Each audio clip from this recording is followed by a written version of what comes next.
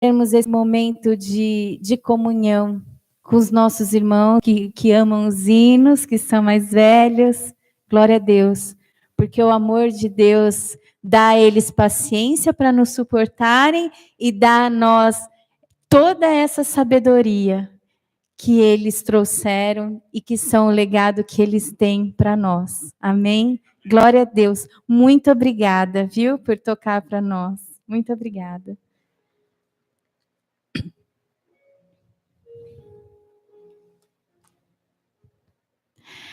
Eu dei o sinalzinho porque o pessoal do YouTube ou das transmissões, às vezes eles pegam só um pouquinho depois, porque eu começo a falar e já está na hora da pregação, e enfim. Boa noite, vocês que estão nos ouvindo. Muito obrigada por estarem conosco, mesmo distantes. E vamos começar a meditar a palavra do Senhor, amém? A Bíblia sempre foi tida como um livro religioso. Mas ela não é um livro religioso. A Bíblia é um livro principiológico. O que é isso? O que é princípio? Princípios, eles são um conjunto de normas de conduta ou padrões de conduta. É aquilo que a gente tem na nossa consciência e que delimita aquilo que a gente faz. Princípio, ele não é apenas o começo das coisas, mas é a origem, é a base, é o fundamento de alguma coisa. Mas ele também não é só a base, ele é aquilo que está acima de todas as coisas. Então, nós temos para nós que a palavra de Deus é um livro de princípios. Primeiro, porque dela emerge a nossa fé, dela emerge aquilo que Deus tem para falar conosco, e ela está acima de todo e qualquer conhecimento. Amém? Na ciência, os princípios também regem cada ciência. Então, na engenharia, nós temos os princípios de engenharia, no direito, que é a ciência que eu estudei, nós temos as leis que regem as nossas condutas e que colocam os limites, né, do comportamento do ser humano na sociedade. E a palavra de Deus diz assim em Gênesis 1:1. Hoje a gente vai ler bastante a Bíblia.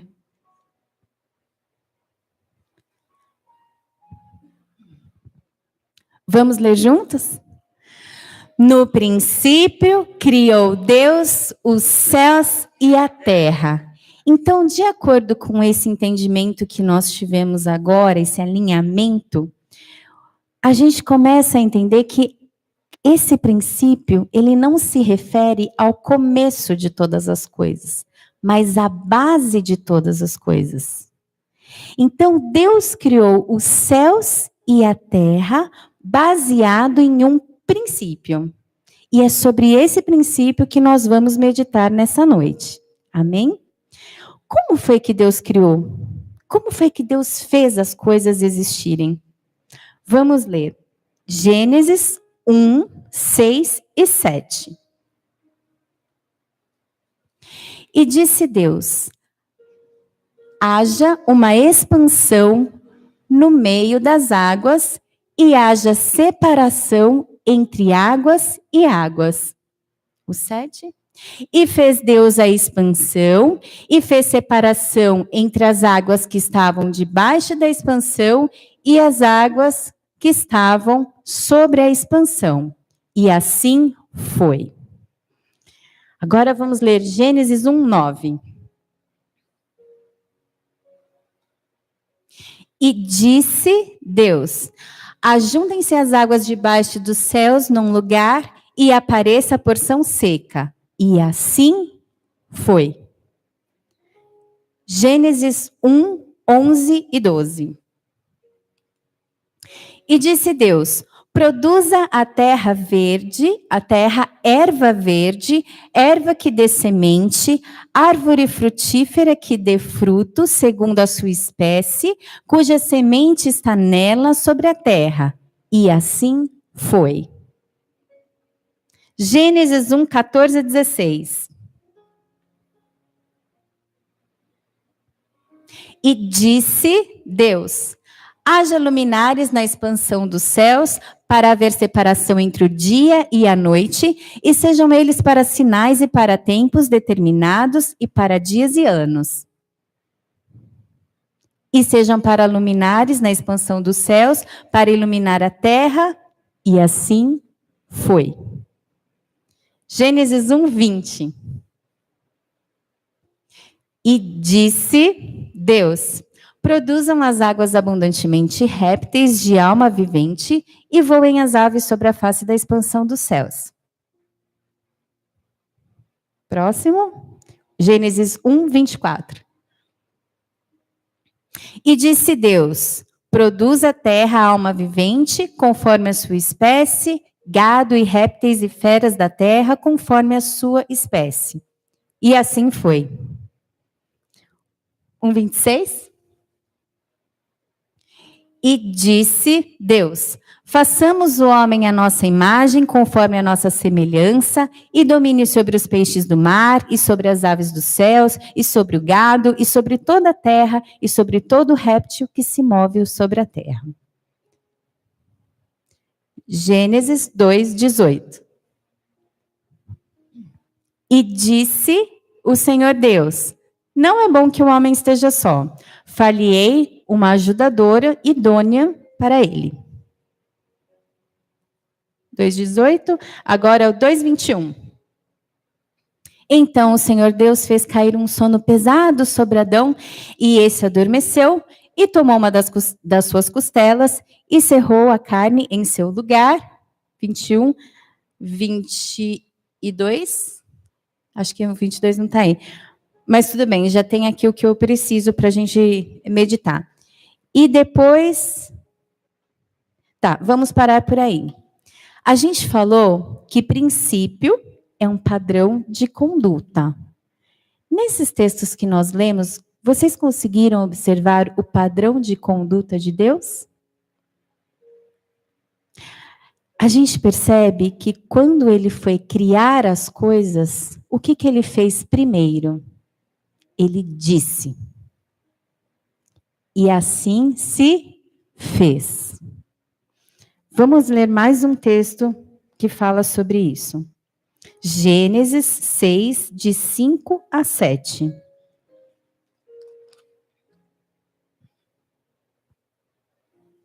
E viu o Senhor que a maldade do homem se multiplicara sobre a terra, e que toda a imaginação dos pensamentos de seu coração era só má continuamente. 6:6. Então arrependeu-se o Senhor de haver feito o homem sobre a terra, e pesou-lhe em seu coração. 6:7. E disse o Senhor, destruirei o homem que criei de sobre a face da terra, desde o homem até o animal, até o réptil e até a ave dos céus, porque me arrependo de os haver feito. Mais uma vez a gente vê o mesmo padrão de conduta. Então, primeiro Deus disse, depois Deus fez e depois Deus olhou. A gente não leu o texto inteiro, mas em cada ponto que foi criado por Deus, ele disse, aquilo se fez, e aí o versículo termina, e ele viu que isso era bom. Quando ele fez o homem, ele viu e disse que isso era muito bom. Então, nós temos aí um princípio, um padrão de conduta da parte de Deus. Primeiro ele fala e depois ele faz. E por toda a Bíblia, a gente vê esse mesmo padrão. Não foi só na criação, foi no dilúvio. Depois, olha só, Gênesis 7, de 1 a 14. Vamos lá.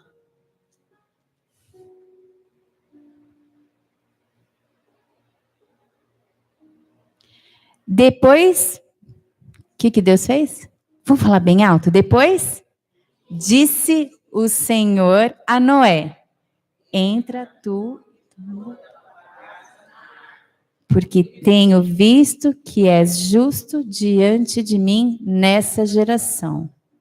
Olha lá, Novamente, Deus diz e ele faz.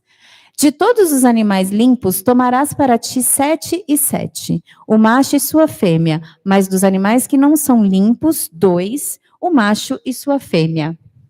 3. Também das aves do céu, 7 e 7, macho e fêmea, para conservar em vida sua espécie sobre a face de toda a terra. 4. Porque passados ainda 7 dias, farei, então ele disse, farei chover sobre a terra 40 dias e 40 noites, e desfarei de sobre a terra, de sobre a face da terra, toda a substância que fiz. Vamos ler Gênesis 12, de 1 a 3.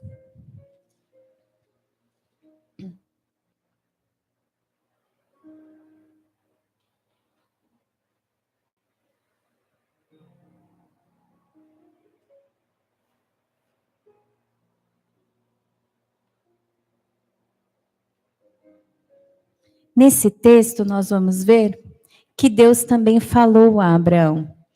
Ele disse, sai, é isso o texto? Sai da tua terra e da tua parentela e da casa de teu pai e vá para a terra que eu te mostrarei. Já acharam? Para a terra que eu te mostrarei. E far-te-ei uma grande nação, e abençoar-te-ei, e engrandecerei o teu nome, e tu serás uma bênção. 3. E abençoarei os que te abençoarem, e amaldiçoarei os que te amaldiçoarem, e em ti serão benditas todas as famílias da terra.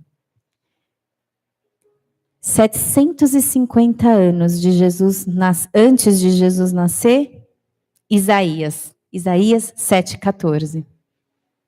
O que eu estou querendo mostrar para os irmãos é o quê? Um padrão de conduta. Para eu perceber um padrão em alguma coisa, eu preciso analisar os vários fatos e perceber nesses vários fatos os padrões de conduta. Olha lá, Isaías 7,14. Portanto, o mesmo Senhor vos dará um sinal. Eis que a virgem conceberá e dará à luz um filho, e chamará o seu nome Emanuel. Até antes disso, o Senhor, quando amaldiçoou a terra por causa do pecado, ele já havia dito que o filho da mulher ia pisar a cabeça da serpente. Ali, o Senhor já começou a apontar para a pessoa de Cristo. Porque toda a Bíblia, porque toda a Bíblia é centralizada em Cristo, de Gênesis a Apocalipse. Tudo é nele, por ele e para ele. Então, nós vemos aí que Deus fala antes de fazer. E há poder na palavra que é dita. Há poder na palavra que é dita. Então, algumas coisas só vão acontecer na terra, na minha vida, na sua vida e na vida das pessoas por quem nós oramos, quando nós tivermos fé suficiente para falar. Mas falar o quê? Falar a palavra de Deus. Falar sobre aquilo que Deus nos inspira a dizer. Eu sei que às vezes, a gente não consegue falar sobre aquilo que Deus fala. Nós nos distraímos. Por quê? Porque aquela velha serpente sobre a qual nós meditamos bastante nas últimas reuniões, ela continua nos enganando e nos fazendo acreditar no quê? Nos nossos 5 sentidos, na nossa inteligência, na nossa razão. Só que existem coisas que o Senhor faz e coisas que cabe a nós fazermos. E é nessa parte que a gente vai focar hoje. Quer ver? Vamos ver um outro exemplo. 1 Samuel 17, 32. Quando nós ouvimos as histórias bíblicas ou quando nós lemos, a nossa tendência religiosa de olhar para o que está escrito na Bíblia é pensar que Deus faz tudo. E que não sobra nada para o homem fazer. Mas isso não é verdade. Davi, quando ele derrotou Golias, Ele derrotou Golias depois de falar 5 vezes o que ele ia fazer. E é isso que a gente vai ver nesse texto. 1 Samuel 17, 32. E Davi disse a Saul: não desfaleça o coração de ninguém por causa dele. Aqui ele está falando de Golias. Teu servo, Davi, irá e pelejará contra este filisteu, Golias. Então, foi a primeira vez que ele falou que ele iria e ele pelejaria. O gigante foi morto? Foi. Mas ele teve que ir. Ele teve que pelejar. E é isso, exatamente isso, que nós estamos aqui fazendo hoje, nas nossas orações intercessórias, tanto pelas nossas vidas, quanto pelas vidas dos nossos irmãos. Vamos ver 1 Samuel 17, 34 a 37. Então disse Davi a Saul: teu servo apacentava as ovelhas de seu pai, e quando vinha um leão e um urso e tomava uma ovelha do rebanho, 35, eu saía após ele e o feria, e livrava-a da sua boca. E quando ele se levantava contra mim, lançava-lhe a mão da barba e o feria e o matava. 36. Assim feria o teu servo leão como urso. Assim será este incircunciso filisteu como um deles, porquanto afrontou os exércitos do Deus vivo. Aqui nós vemos uma demonstração do sobrenatural. Como diria o pastor Cláudio Duarte, imagina a cena, né? Leão é um animal que corre atrás de você, ele fala. E não que você corre atrás dele. Imagina a cena do leão com uma ovelha na boca. Provavelmente a ovelha já nem estava mais viva, porque com uma bocanhada já tinha morrido. Mas ele ia atrás da ovelha, porque a ovelha era do pai dele, e a ovelha era dele. E o leão não tinha nada com isso, ele não tinha que pegar a ovelha. O sobrenatural acontecia, mas Davi precisava ir atrás do leão. Davi precisava pôr a mão na massa, ele precisava agir conforme aquilo que ele cria. Vamos ver, 1 Samuel 17, 45 a 47. Mais um padrão de conduta. 45. Davi, porém, disse ao filisteu: tu vens a mim com espada e com lança, e com escudo, porém eu venho a ti em nome do Senhor dos Exércitos, o Deus dos exércitos de Israel, a quem tens afrontado. 46. Hoje mesmo o Senhor te entregará na minha mão, e ferir-te-ei, e tirar-te-ei a cabeça, e os corpos do arraial dos filisteus darei hoje mesmo às aves dos céus e às feras da terra, e toda a terra saberá que há Deus em Israel. E saberá toda esta congregação que o Senhor salva, não com espada, nem com lança, porque do Senhor é a guerra, e ele vos entregará na nossa mão. Então, 5 vezes ele falou que ia acontecer. Só que quando a gente fala, a gente já pensou. E quando a gente pensa, a gente não pensa por palavras, a gente pensa por imagens. Cada coisa que ele foi falando, olha, contem comigo, no 32 ele falou que ia acontecer. Depois no 36 foi a segunda vez. Depois no versículo 37 a terceira vez. Depois no 45 a quarta vez. E no 46 a quinta vez. Ele falou tudo o que ia acontecer. Ele usou um padrão de conduta divino para fazer a obra de Deus. E é isso que me chamou a atenção nesse padrão de conduta de Deus e na forma como Deus agia quando ele queria usar alguém para fazer alguma coisa. A pessoa falava e ela fazia. Só que antes de falar, ele via tudo aqui dentro. Eu tenho certeza, porque quando quando a gente faz as coisas, a gente pensa antes de fazer. Não existe, fiz. Não. Você imagina. E ele ia imaginando cada coisa do que ia acontecendo e acreditando naquilo que ele estava vendo com os olhos espirituais. E ele falava de acordo com aquilo. E aí o que acontecia? Aquilo que ele tinha falado. E nós vamos ver. 1 Samuel 17, 48 a 51.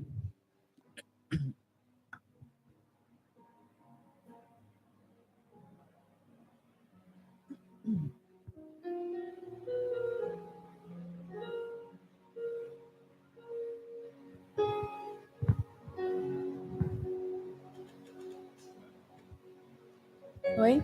1 Samuel 17, de 48 a 51.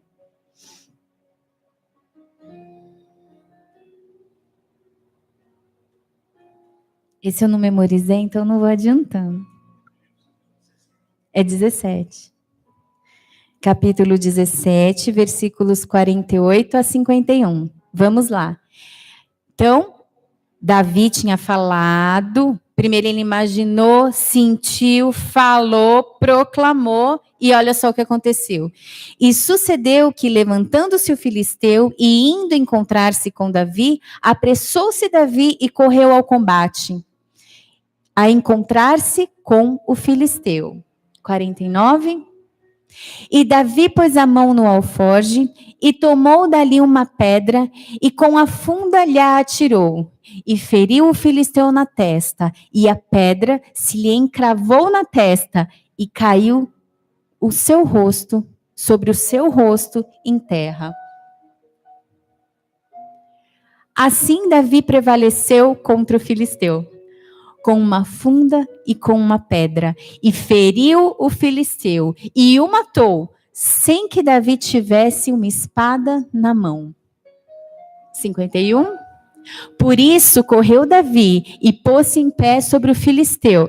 Imagina, pequenininho, pôs-se em pé sobre o filisteu e tomou a sua espada e tirou-a da bainha e o matou. E lhe cortou com ela a cabeça. Vendo então os filisteus que o seu herói era morto, fugiram. Então, o sobrenatural de Deus acontece. Mas acontece depois que nós entramos nesse processo de criação, de manifestação do sobrenatural aqui na Terra, como? Falando. É a nossa língua, é o poder do falar, do proclamar, do profetizar, que faz com que as coisas se manifestem aqui.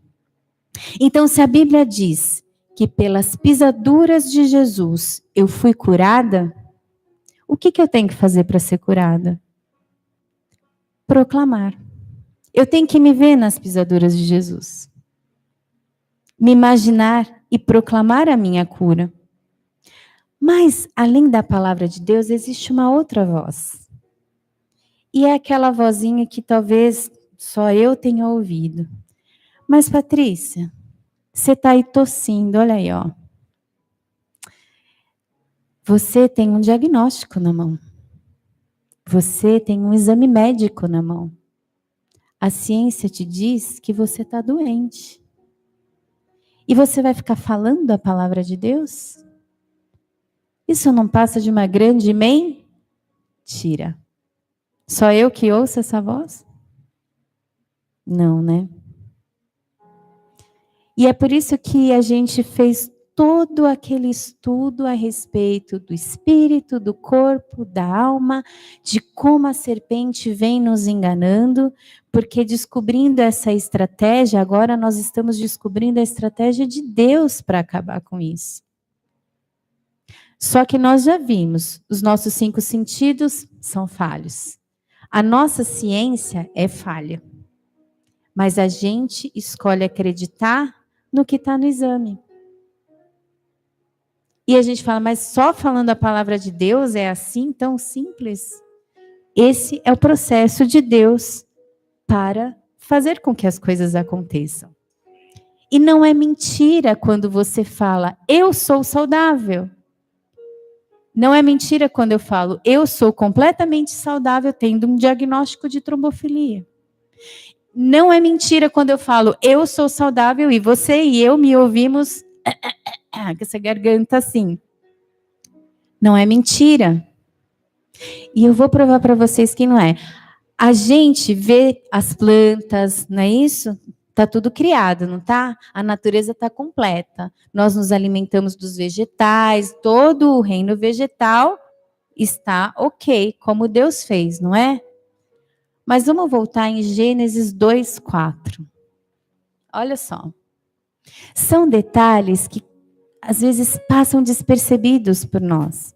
A gente vê o que Deus fez, mas a gente não viu o que a pessoa que Deus usou fez com a palavra de Deus para que o milagre acontecesse.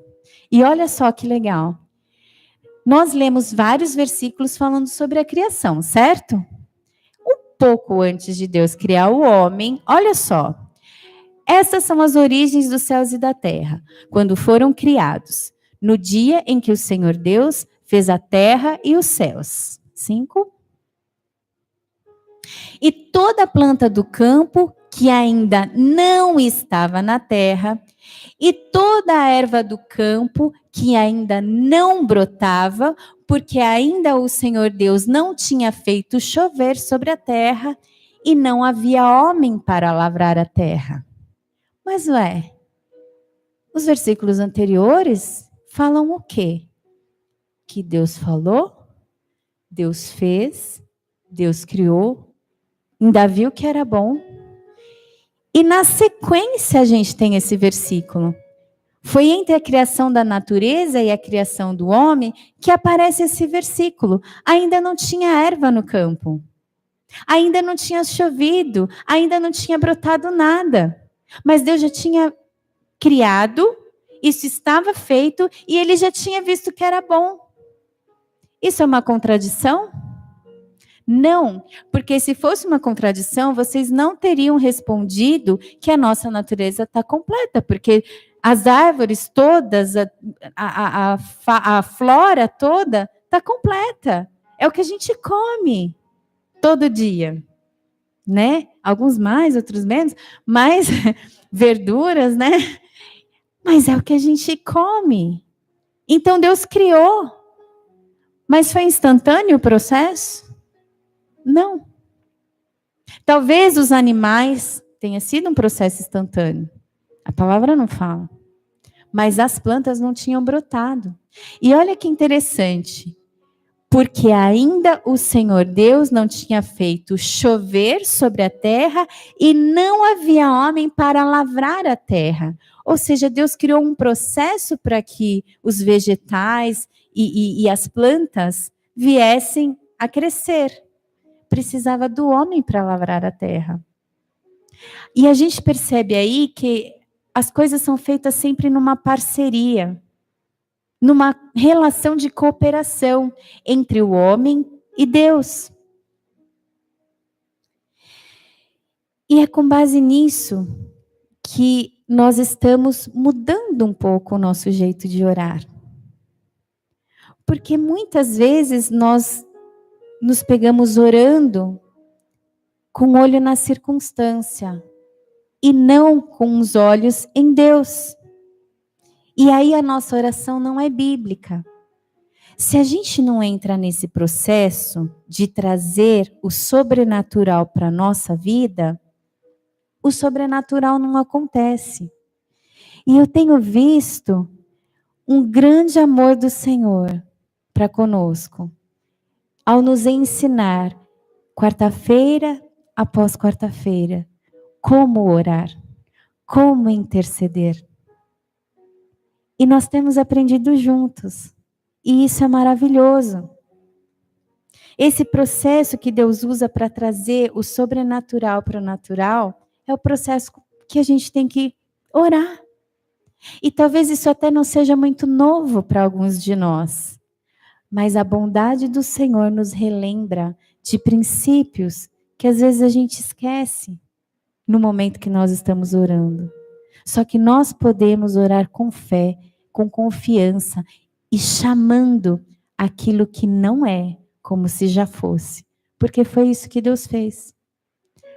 A erva do campo que Deus chamou de boa, ele chamou quando ainda ela não era, quando ela ainda nem tinha brotado. Mas ele chamou como se já fosse.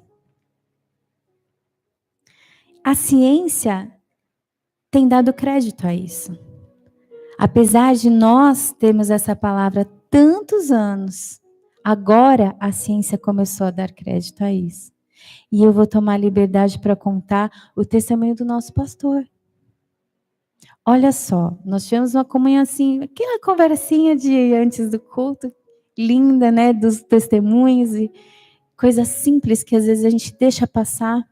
Mas ele falou assim, sabe, Patrícia, quando eu fui diagnosticado com câncer, o médico falou para mim, quais são os seus planos pelos próximos 5 anos?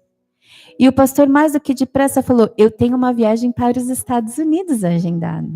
Você não sabe, o nosso pastor foi para os Estados Unidos. Ele tinha essa viagem.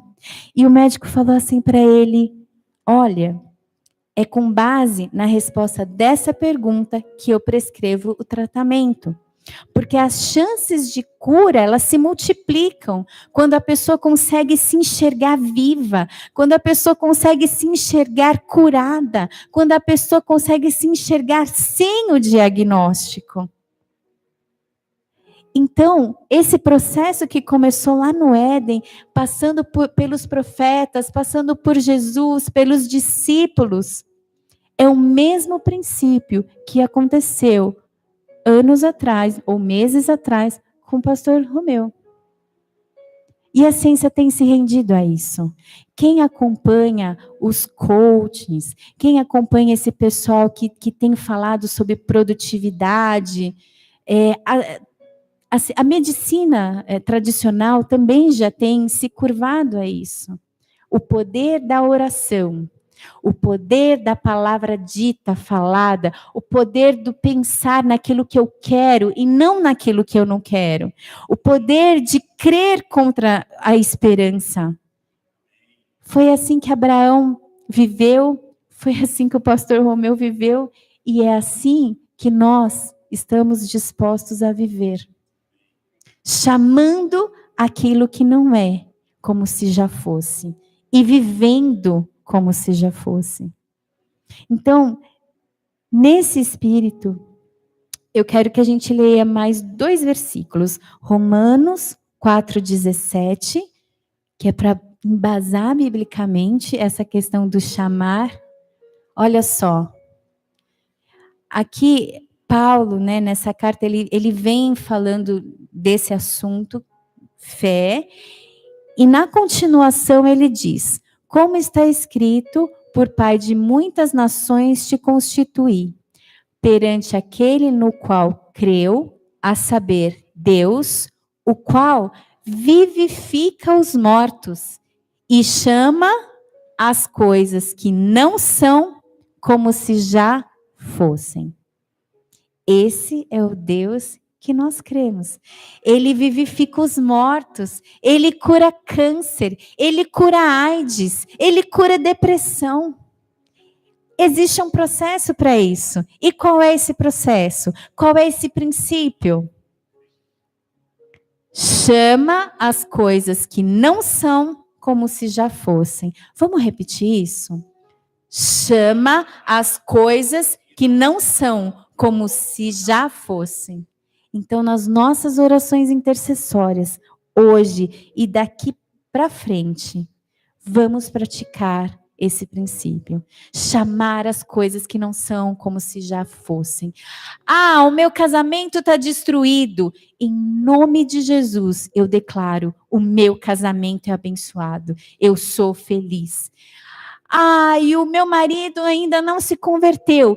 Em nome de Jesus eu declaro, fulano, você é de Deus. E em nome de Jesus eu declaro que você é convertido à palavra de Deus. O irmão está doente. Em nome de Jesus eu declaro, pelas pisaduras de Jesus, você está curado. Ah, está com depressão. Em nome de Jesus, Alma, eu te mando, aquieta-te. Porque Deus cuida de cada um dos nossos detalhes. Estou de luto. Em nome de Jesus, eu recebo a ministração do Consolador, que é o Espírito Santo. Irmãos, eu comecei a praticar isso faz 2 semanas. E em 2 semanas, as coisas começaram a acontecer. Portas começaram a se abrir. Pessoas com coração tão duro começaram a compreender a palavra de Deus. E a gente tem recebido muitas respostas de oração. Muitas. Todo o poder foi dado para Jesus no céu e na terra. As circunstâncias que nós vivemos, as picuinhas que nós vivemos, às vezes os nossos relacionamentos com colega de trabalho, com o marido, com o vizinho, tudo isso são ilusões. Isso tudo faz parte do mundo, do cosmos, que a velha serpente criou para nos despistar desse processo. Agora, se nós nos vemos sadios, firmes no Senhor, se nós nos vemos fiéis, se nós nos vemos ativos na igreja, no serviço da igreja, o Senhor capacita. Coisas que a gente não imagina, detalhes, coisas pequenininhas. Eu tenho visto isso na minha vida. Quando que eu podia imaginar que eu teria habilidade para fazer trabalho manual para dar aula para as crianças? Tudo bem, eu demoro 2 dias para fazer uma aula. Mas Deus ajuda. Deus ajuda. E os amigos também, né? Que aí a amiga vê e fala, ai, tá mais bonito que da PEC. Aí é um incentivo também, né? É claro que não, mas mas é um incentivo. Mas o Senhor vai provendo todas as coisas. Gente, criança, eu não tinha muito contato com criança há muitos anos. Comecei a ter de novo, e aí foi aquela coisa, porque criança para todo lado, né? Há um ano atrás.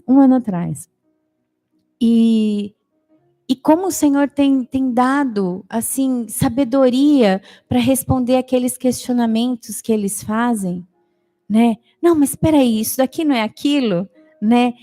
E que lindo é o que Deus tem feito.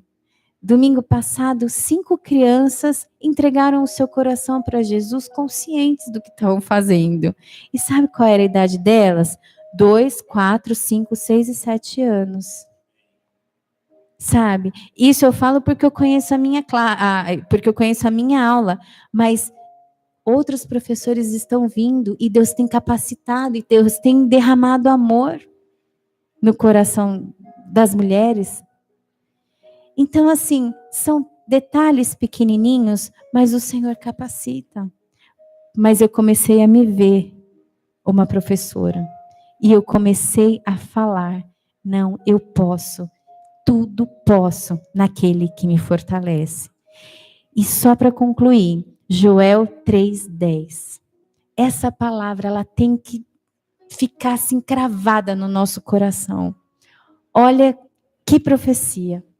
Forjai espadas das vossas enxadas e lanças das vossas foices. Diga o fraco, eu sou forte. Forjar a espada das vossas enxadas significa o quê? Enxada não é para guerra. Não é um material para guerra. Mas aquilo que eu tenho na mão, Deus pode usar. Se eu disser para mim mesma, eu sou forte, ainda que eu esteja fraca. Ontem nós tivemos aqui a ministração da chinesa, né, da Ria Hu, foi maravilhoso. Oi? Da coreana, é que ela está na China, agora eu estou achando que ela virou chinesa, mas ela é coreana, né, da Ria Hu, e ela tinha esse padrão de conduta. Eu quero terminar o ministério do meu marido. Eu quero continuar o ministério do meu marido. Está morrendo. Eu quero continuar o ministério do meu marido. E ela se via fazendo aquilo. Ela tinha um foco. Ela estava sofrendo, ela estava em meio à dor, mas ela pegava o bocadinho de pão de milho que eles davam para eles pequenininho, e ela compartilhava aquele pão quase que como se fosse uma ceia. E aquilo dava vida para as pessoas, demonstrava o amor de Deus para as pessoas. Esse versículo, o que eu tenho na mão, quando eu me vejo forte, Deus me faz forte. Diante de um gigante, um rapaz que era pequenininho, se viu vencedor. E ele não precisou crescer para se tornar vencedor. Quando Saul colocou a armadura dele em Davi, Davi falou, eu não estou acostumado com isso, vamos arrancar tudo, não é assim que a coisa vai. E ele ainda falou, você vem com espada, com lance, com escudo, eu vou em nome do Senhor dos Exércitos. E ele foi. E é assim que nós vamos vencer as nossas guerras, em nome de Jesus. Amém? Glória a Deus. Vamos orar? Podem ficar de pé. Oh, Senhor Jesus, como a tua palavra é doce, Senhor, e forte ao mesmo tempo. Como o Senhor trabalha conosco, Senhor, de uma maneira tão simples, mas tão cheia de unção, tão cheia de poder, tão cheia, Senhor, de poder para mudar as nossas vidas, para mudar a nossa mente, para mudar a nossa fala, para mudar a nossa conduta.